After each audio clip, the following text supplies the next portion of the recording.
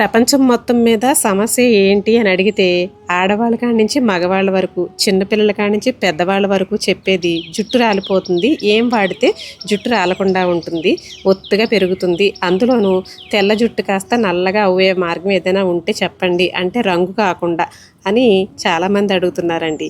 దీనికి సమస్యలు ఇన్నున్నా కూడాను పరిష్కారం మాత్రం సరిగ్గా దొరకట్లేదనే చెప్పాలి. ఏమంటారు? హాయ్ అండి, అందరికీ నమస్కారం. అందరూ ఎలా ఉన్నారండి? ఈరోజు వీడియో వచ్చేసి శ్రావణ శుక్రవారం అండి. రేపు వరలక్ష్మి వ్రతం చేసుకుందామని చెప్పేసి 4 రోజుల ముందు నుంచి చేసుకున్న పనులన్నీ కూడా మీకైతే ఈ వీడియోలో సింపుల్గా చూపించేస్తాను. అమ్మవారికి మాల కట్టి వేద్దాం కదా అని చెప్పేసి 8 డబ్బాలో టిష్యూ పేపర్లో వేసి పెడుతున్నానండి. చక్కగా మాల కట్టి వేస్తే ముద్దుగా చక్కగా ఉంటాయి, చిన్న పూలు కదా. సరే, ఇంకా ముగ్గుల విషయానికి వస్తేనేమో 3-4 రోజుల నుంచినండి సాగుతుంది ఇది వేయడం. ఎందుకంటే వర్షం రానా వద్దా అన్నట్టు చినుకులు పడతాయి, ఆగిపోతాయి, మళ్ళీ నీరు పడి ఇలా ముగ్గు మీదకి వచ్చేస్తుందేమో అన్న భయంతో మళ్ళీ ఆగిపోవడం. ఇలా ఎలాగైతేనే ఆగి ఎలాగైతే 4 రోజులు కంప్లీట్ చేసామండి ఈ ముగ్గు వేయడం. ఇంకా మా పాపనైతే ముందు ఇలా పెయింట్ ముద్దగా ఉండేదంతా కూడా వేసేసేమన్నాను. తర్వాత వైట్ పెయింట్ తోటి నేను అవుట్లుక్ నేను వేస్తానులే దాని తర్వాత అని అనేసి అంటే ఇంకా తనైతే ఇలా హెల్ప్ చేస్తుందండి. ఈ పెయింటింగ్ వేసుకోవడం అనేది ఇప్పటి నుంచి వచ్చింది కదండి, గత ఏదో 4-5 సంవత్సరాల నుంచి అనుకుంటారేమో. ఇది నాకు నా పెళ్ళైన కాడి నుంచి అండి, ఒక 22 ఇయర్స్ నుంచి కూడా నాకు ఇది బాగా అలవాటు అన్నమాట. మా చిన్నత్తయ్య గారి దగ్గర నుంచి వచ్చిందండి ఈ అలవాటు. ఎందుకంటే వరలక్ష్మి వ్రతం అనేది ఇలా చేసుకోవాలి, ఇంటి ముందు చక్కగా ముగ్గు వేసుకోవాలి, చక్కగా అమ్మవారిని అలంకరించుకోవాలి, నైవేద్యం వండి పెట్టాలి, ఆ వ్రతం ఎలా చేసుకోవాలి, ముత్తైదువులకి ఎలా మనం తాంబూలం ఇవ్వాలి, ఇదంతా కూడా నేను మా చిన్న అత్తయ్య గారి దగ్గర నుంచే చూసి నేర్చుకున్నానండి. ఎందుకంటే మా అత్తయ్య గారి వాళ్ళకి అలవాటు లేదు, ఎప్పుడు చేయలేదండి. ఇంకా అందుకని చెప్పి మేము మా చిన్న అత్తయ్య గారి దగ్గరే ఎక్కువ ఉన్నాము. అక్కడ రెంట్కున్నా కూడాను ఎక్కువగా ఉండేది అత్తయ్య దగ్గరే కాబట్టి ఇంకా అక్కడ ఉండి ఇంకా అన్నీ కూడా ఎలా చేసుకోవాలి ఏంటి అన్నీ నేర్చుకున్నానండి. కాబట్టి నాకు ఇంకా ఇక్కడని కాదండి, మేము రెంట్కి మారిన ప్రతి ఇంటి దగ్గర కూడాను 2nd ఫ్లోరు లేదంటే 3rd ఫ్లోరు పైన టెర్రస్ పైన పెంట్ హౌస్లా ఉంటాయి కదా, ఆ ప్లేసుల్లో రెంట్కి ఉండేవాళ్ళు అన్నమాట. ఉన్న ప్రతి చోట కూడా ఓపెన్ ప్లేస్ బాగా ఉండడంతో, అందులోనూ మనకేమో పల్లెటూరులో ఉండి వచ్చాం కదా, ఆ ముగ్గులు వేసుకోవడం, కల్లాపులు వేసుకోవడం ఇవన్నీ బాగా అలవాటు మళ్ళీ కాస్త ప్లేస్ కనిపించినా దాన్ని బోర్డుగా ఉంచబుద్ది అవదండి, వెంటనే ముగ్గేసేయాలనిపిస్తుంది అన్నమాట. అలా ఎక్కడున్నా కూడాను ఇంకా ముగ్గు వేసేసుకొని చక్కగా వరలక్ష్మి వ్రతాన్ని చాలా బాగా చేసుకునేదాన్నండి. అంటే నాకున్నంతలోనే చక్కగా కన్నుల పండగ నాకు అసలు ఎంత ఇష్టమో వరలక్ష్మి వ్రతం అంటే ఏంటో తెలియదు, మన ఆడవాళ్ళకి ఈ ముగ్గులు, తర్వాత పూజలు, వంటలు ఇవే కదండి లోకం. ఇంట్లో ఉండే హౌస్ వైఫ్లకి అయితే కనుక ఇవే ఇంకా ప్రపంచం కాబట్టి అవే ఇంకా ఎంత చక్కగా చేసుకోవచ్చు. ఇల్లు సదురుకోవాలి, ఇల్లు నీట్గా దుప్పట్లు కానించి అన్నీ ఉతుక్కోవాలి, చెయ్యాలి, ఇంక ఇదే పని అండి. ఇంకా అలాగా బాగా ఇంట్రెస్ట్గా చేసుకునేదన్నమాట. దాని తర్వాత అందులో నుంచే పొదుపు కూడా వచ్చిందండోయ్. దాని గురించి కూడా మీకు తర్వాత వీడియోలో చెప్తానులేండి. ఈ వీడియోలో మళ్ళీ మీకు టాపిక్ వేరే అయిపోతుంది కదా, అందుకని. సరే, అయితే పెయింట్స్ అయితే చూసారు కదా, చక్కగా ఇలా అయితే వేసేసుకుంటున్నానండి. ఆపి వేసాను అన్నాను కదా, ఇది ఒక రోజు చూడండి, గ్రీన్ వేసి రెడ్ వేసిన తర్వాత మళ్ళీ వర్షం పడుతుందని చెప్పేసి ఆపేసాను అనమాట. మళ్ళీ ఫైనల్గా మళ్ళీ ఎల్లో ఒక రోజు వేసి మళ్ళీ పైన అవుట్లుక్ వేసి ఎలాగైతేనే ఇంట్లోనూ బయట తులసమ్మ దగ్గర చక్కగా ముగ్గు అయితే కంప్లీట్ చేసేసానండి. ఎలా ఉందండి, నచ్చిందా ముగ్గు? సింపుల్గానండి. ఎందుకో ఆ పద్మాలన్నా ఆ కమలాలన్నా ఎంత ఇష్టమోనండి. కొన్నాళ్ళు వాళ్ళతో సావాసం చేస్తే వాళ్ళు వీలవుతారని చెప్పేసి ఏదో అంటారు చూడండి, అలాగా మా అత్తయ్య గారు ఎక్కడ చూసినా కలువ పూలే వేస్తూ ఉంటారు. నా వీడియోస్ మీరు చూస్తుంటారు కదా, ఇప్పుడు ఈ నాపరాయి మీద వేసింది కూడా మీకు మా అత్తయ్య గారు వేసిన కమలం పువ్వు అండి, ఆ కలువ పువ్వు. అయితే ఇంకా ఇదిగోండి, నేను కూడా అంతకు ముందు నుంచి కూడా నాకు కలువ పువ్వులు ఈ పద్మాలంటేనే ఇష్టం. చూసారు కదా, ఇదిగోండి, ఇంకా అలాగా కలువ పువ్వులే ఎక్కువగా కనిపిస్తాయి మా ఇంట్లో ఎక్కడ చూసినా కూడా. ఇంకా అదే వేసుకున్నానండి. దాని తర్వాత ఇంటి పని అయితే మొదలుపెట్టాను. First kitchen. మన ఆడవాళ్ళకి గుర్తొచ్చేది ఎక్కువసేపు ఉండేది కూడా మనం కిచెన్లోనేనండి. మన లైఫ్లో వెనక్కి తిరిగి చూసుకుంటే నన్ను అడిగితే భగవంతుడి దగ్గర పూజ చేసుకునే క్షణాలే తక్కువండి. మనం అన్నింటిలో పోలిస్తే ఎక్కడ ఎక్కువసేపు స్పెండ్ చేసామని అడిగితే కిచెన్లోనే ఎక్కువసేపు, తక్కువసేపు ఏమో దేవుడి దగ్గర అని అనిపిస్తుంది. ఏమంటారు? సరే, అయితే ఇంకా 1 by 1 ఒక్కొక్కటి కూడాను క్లీన్ చేసుకుంటున్నానంటే ఇప్పుడైతే హాల్లోకి వచ్చాను. ఇక్కడ హాల్లో చూసిన, కిచెన్లో చూసిన గాజు సామాన్లు ఎక్కువ ఉంటాయండి. నాకు ఎందుకో గాజు సామానం అంటే బాగా ఇష్టం అన్నమాట. అందుకని చెప్పేసి అందులో నాకు ఎవరేదైనా గిఫ్ట్గా ఇచ్చినా కూడా గాజుయే ఇస్తారండి. మొన్న మీకు మ్యారేజ్ డే రోజుని గిఫ్ట్గా ఇచ్చారని చెప్పి చూపించానా, గాజు కప్సే. అలాగా వెరైటీగా నాకు వచ్చినవన్నీ కూడాను బాగుంటాయి కదా అని చెప్పి కలెక్షన్ లాగా పెడతా ఉంటాను అనమాట. అవి ఏంటంటే ఎవరికైనా ఇవ్వాలనిపించినా కూడాను ఇవాళ గుర్తుగా ఇచ్చారు కదా, మళ్ళీ ఇచ్చేస్తే ఏం బాగుంటుందో అని చెప్పేసి ఇంకా అలా గుర్తుగా పెట్టుకుంటాం అన్నమాట. సరే, ఇవి కూడా చూసారా, చెక్క బొమ్మలండి. మనకి కొండపల్లి బొమ్మలు ఏవో అంటారు కదా, అలా అన్నమాట. శివయ్యదిని రాధాకృష్ణులదండి. ఇక్కడ వచ్చేసరికి ఎన్ని మెమరీస్ చూడండి. ఇది కూడా ఎప్పుడు అనుకున్నారు, నా పెళ్ళైన మొదటి సంవత్సరం బ్రహ్మంగారి మఠం తీసుకెళ్లారండి మా అత్తయ్య గారు.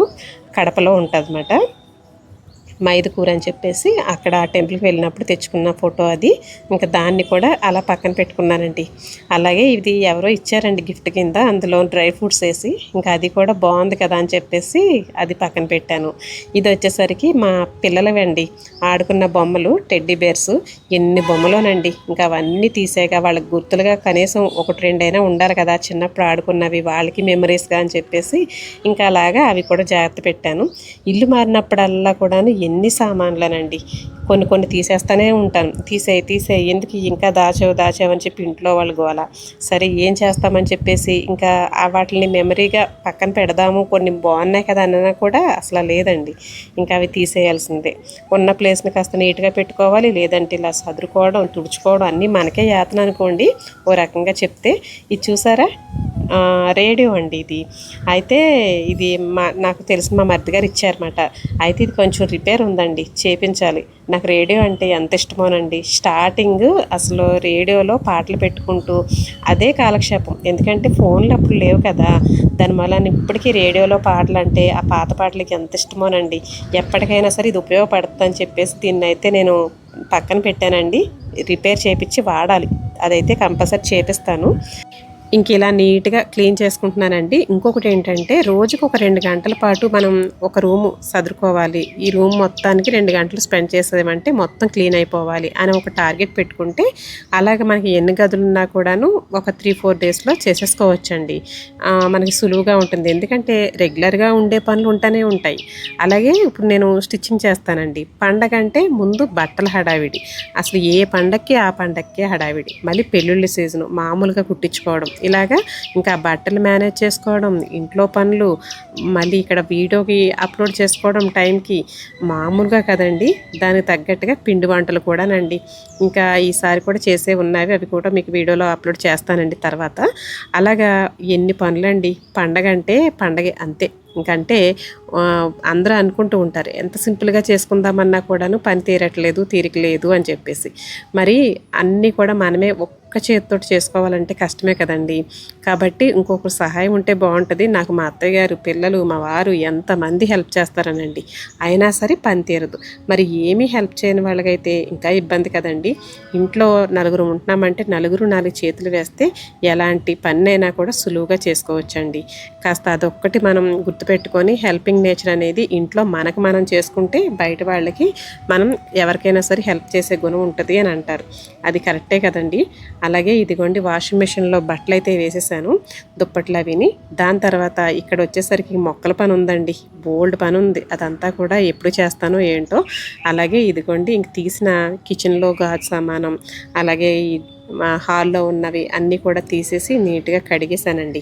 ఇంకా ఆరిపోయినాయి, మళ్ళీ చినుకులు వస్తే టపటకా మళ్ళీ తడిచిపోతాయి అన్నమాట. ఇంకా అందుకనే తీసేసి ఇంకా లోపల పెట్టేస్తున్నాను. ఇందులో నేను కొన్న వాటికన్నా కూడాను ఏవైనా కొంటే ఫ్రీగా వస్తాయి చూడండి, అవి ఎవరైనా గిఫ్ట్గా ఇచ్చినవి ఎక్కువ ఉంటాయండి. సరే, ఇవన్నీ కూడా ఈసారి కిచెన్లో మాత్రమే సదిరి పెడదాము, ఇక్కడ హాల్లో మాత్రం ఇలా సదురుకుందామని చెప్పేసి నీట్గా ఇలా సదిరేసానండి. ఇల్లు ఎంత డిఫరెంట్గా మనం ఉన్న ప్లేస్ని సదురుకుంటే అంత నీట్గా భలే ఉంటుందండి. కొంచెం కొత్తదనం కూడా ఉంటుంది కదా. అలాగే మధ్యలో మా వారు తీసుకొచ్చిన తాయిలాలు చూడండి.